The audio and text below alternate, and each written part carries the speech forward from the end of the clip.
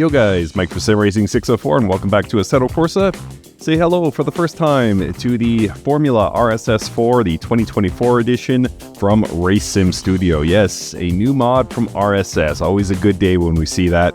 This RSS 4 2024 seems to be based on the Miguel M21 F4, and sorry if I messed up that pronunciation.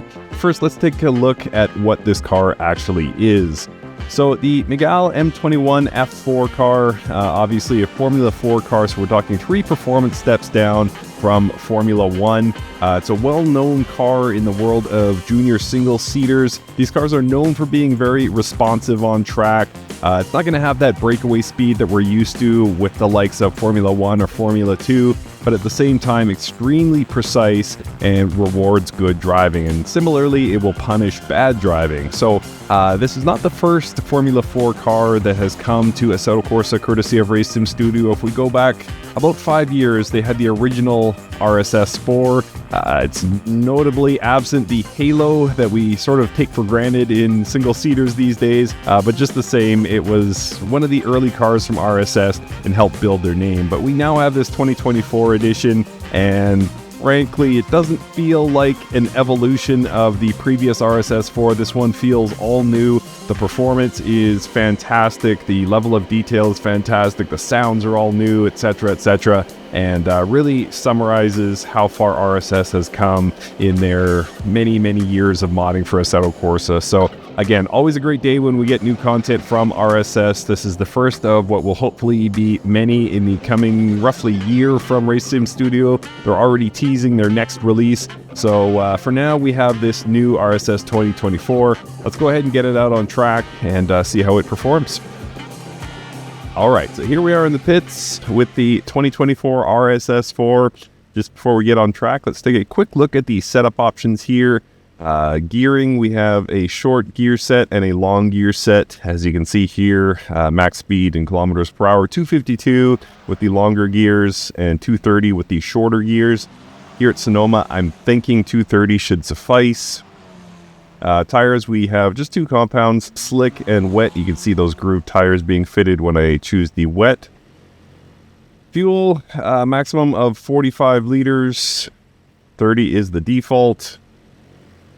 It's a very fuel-efficient engine, by the way, so 30 should be plenty for this demonstration. Front and rear wing, as well as gurney flap toggle. I think there's just on or off, basically, for the gurney flap. Front and rear wing adjustments, as you can see. Brake bias, brake power, nothing special there. Force feedback linearity, 80 by default. Some suspension adjustments, camber and toe, nothing too complicated as well. Ride height, travel, wheel rate. So standard suspension adjustment as you would expect to see. Roll bars, front and rear here. As you can see, the front much softer than the rear by default. We'll give that a go, see how we get on. Dampers, bump and rebound. Again, keeping things very, very simple here. And then just the one visual adjustment here. Halo, as you can see, is present. And then if I switch to 1, it becomes transparent. So you can see right through. Just the stay here so you can see through, but it is still present in the upper part here. I don't actually mind the halo. I know a lot of people don't like it. I don't actually mind it. But yeah, that is the 2024 RS4's pit setup options in a nutshell. So no reason to delay any longer. Let's get driving. I guess one more thing to check out. As you can see, this is the default screen. So if I go clutch in, shift to first gear, as you can see there, it whoops, sorry, did not press the clutch, pressed the wrong paddle there. We have first gear all the way to 6. There's no 7th gear. Go back to neutral for a second. So as you can see on that screen there, we have boost pressure for the turbo. We have current RPMs, liters of fuel remaining. That 0.00 on the left middle there is the delta to our best lap. And then the speed is on the right in the middle. And then the current lap time in the lower left. And then the best lap time in the lower right. So I can actually change that screen. So this is the second screen, tire temperatures there, position, fuel consumption per lap, and then the number of laps we have completed. as well as the current brake bias setting. And then we have one more here. Come on, Moses. There we go. This is kind of an all-in-one. You can see we have the tachometer across the top there, as well as the tire temps, gear, and tire pressures on the right, brake bias. So it's kind of more encompassing as a screen. So I actually like driving with just this one, kind of more plain, but it works. I will turn off the leaderboard overlay so we don't have that annoying bar across the screen. And we are off. Being dumped right into the action here. I'm going to let the 5th place car go on by, and then we will join. So we got to build up some tire temp here at Sonoma. Lots of elevation change, lots of fast corners, lots of challenging camber here at Sonoma. So I want to make sure I have good tire conditions before we really start pushing. Lap times here are going to be in the low 130s, I expect. So, initial impressions. I had some time to drive it last night. I'm recording this on Saturday morning, August 10th, I believe. And yeah, I had an hour or so to try this at a few different tracks. And in short, it is absolutely phenomenal. I think even though it's simple compared to certainly VRC's work, simple compared to even previous RSS work, I truly adore the way this car handles. I think it's excellent exactly for that reason. It's simple. If you're a good driver, I think this will highlight that. If you're a not so good driver like myself, I think it's going to highlight that as well. It's not overly difficult, but at the same time, it does require good fundamentals of driving. So this is going to be something that reflects your skill level, in my opinion. There are ways with, a lot of the modern mods to use the right settings in complicated menus to squeeze extra performance out of the car. This one is going to be far more reliant on just the driver. And it is for that simplicity, that purity of driving, that I really think this is an excellent car.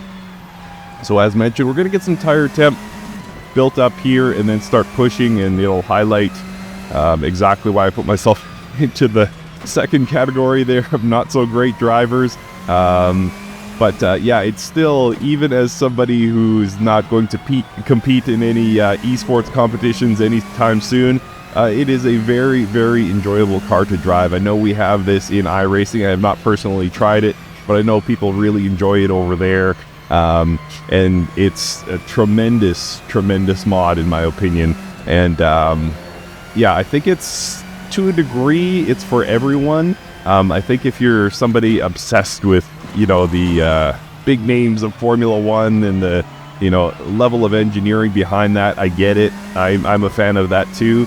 If that is your entire world, then yeah, this is not for you. But if you enjoy open wheel driving in general, and sort of the maneuverability of the cars and the staggering acceleration, this one won't have the top speed you might be expecting, but if you enjoy sort of what a lightweight open wheel car can do, boy, are you going to have fun with this one. I think RaceSim Studio absolutely hit this one out of the park. It was not something I expected from them.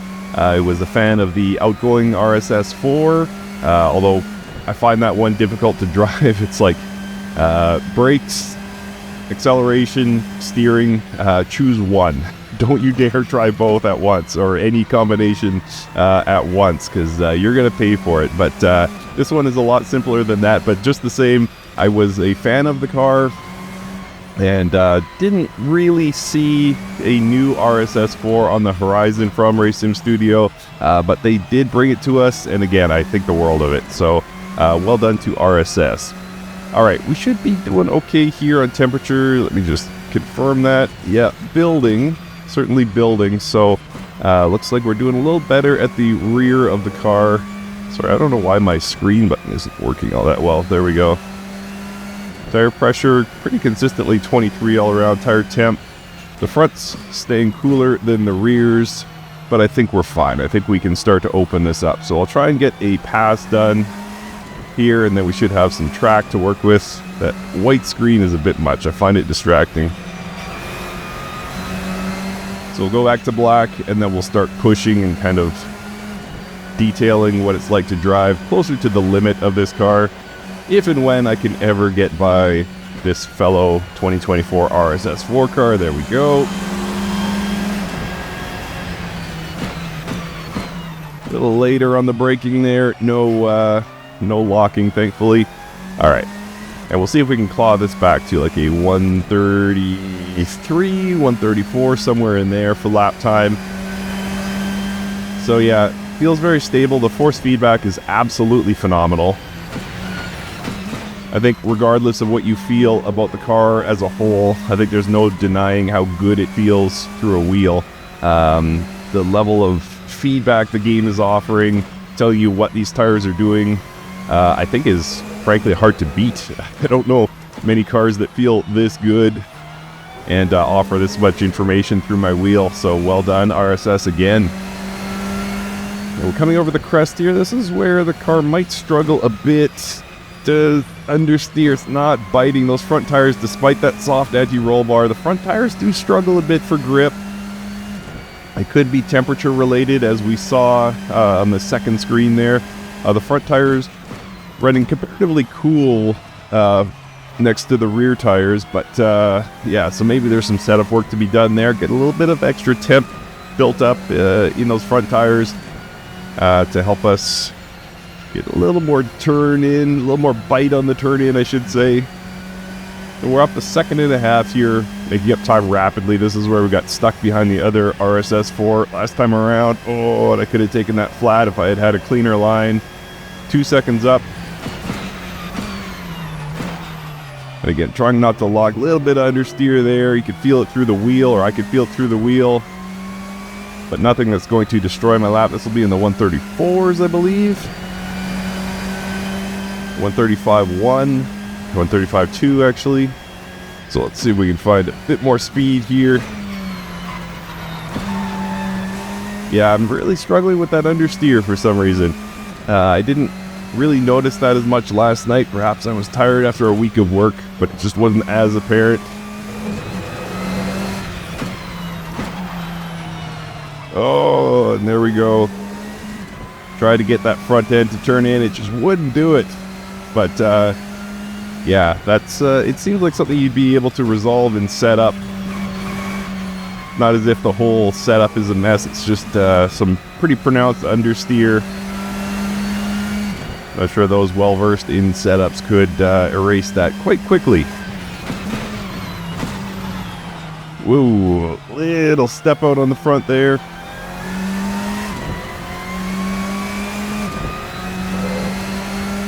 So we'll try and keep our lines cleaner through here. Lifting, not braking here.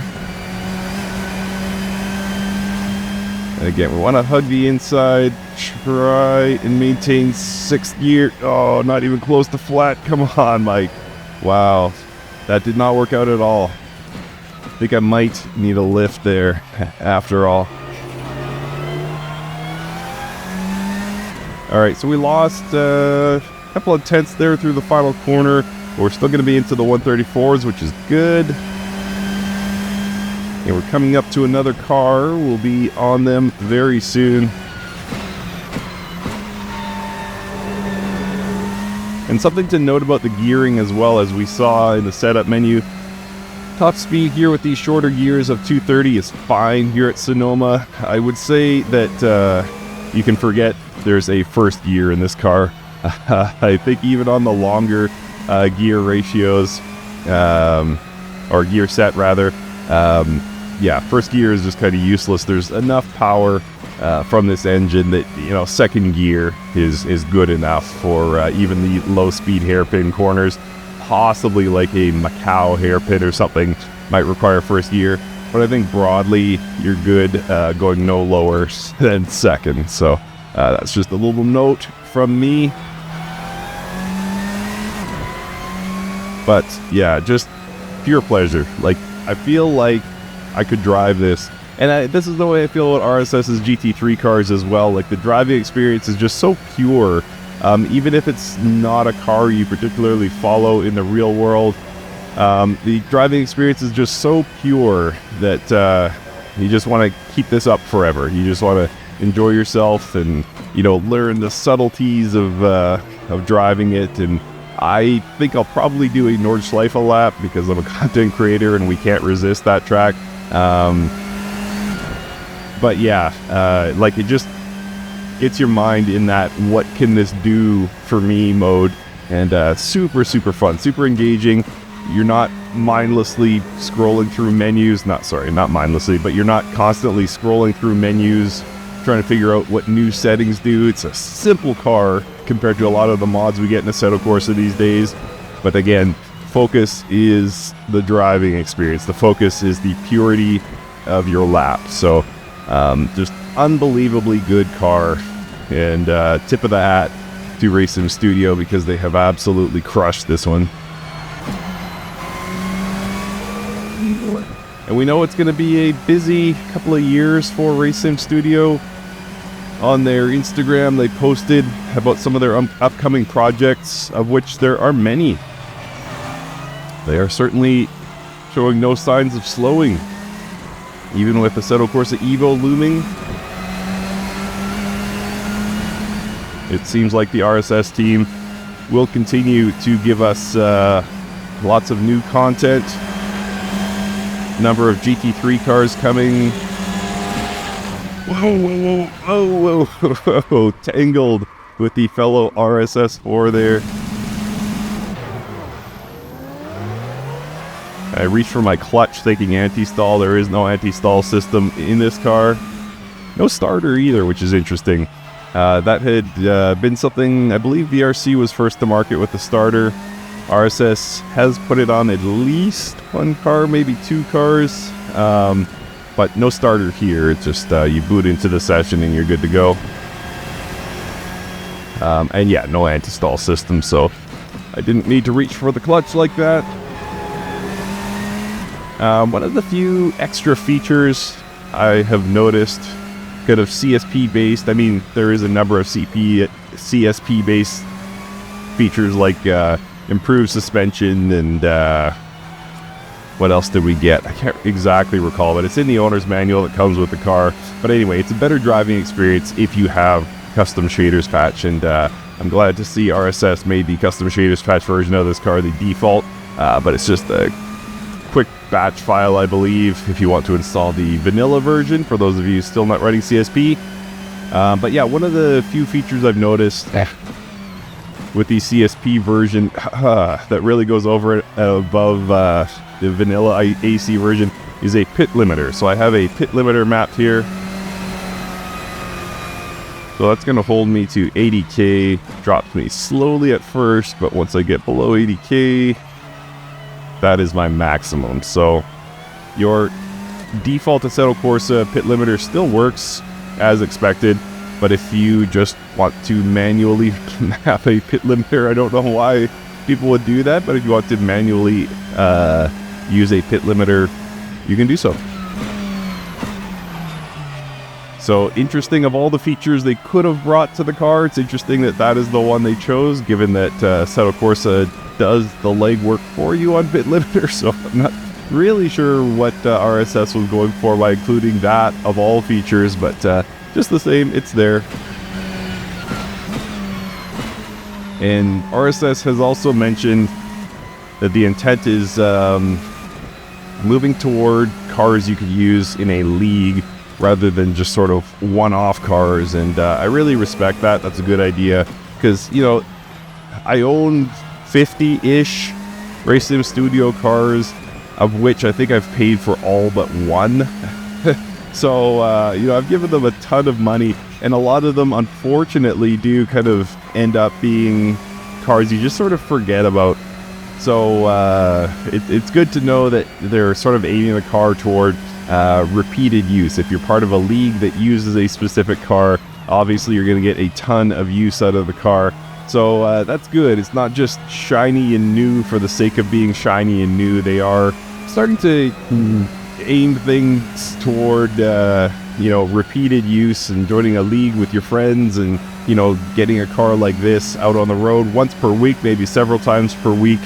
Kind of getting the most out of your purchase. So I respect the fact that they're going that way and not just making sort of one-off cars that probably wouldn't be all that useful in a league or don't fit into an existing series of cars. So yeah, very well done to Race Sim Studio for thinking of their customers. All right, do we have... Okay, it's a ton of space between us and the car ahead. As you can see, this whole time, I've burned 9 liters of fuel, so you can imagine just how fuel efficient this car really is. It's doing a great job.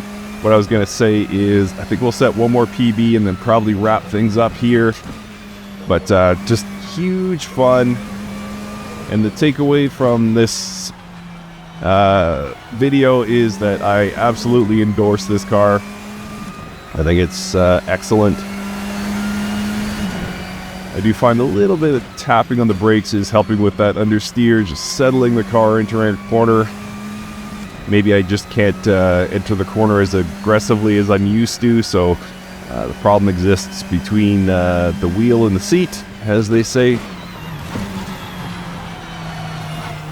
Not necessarily with the car. Alright, that corner was one of the few times where I got the angle right, so I am up about 2/10 here. And that has been erased. So we're going to be very, very close to our personal best here.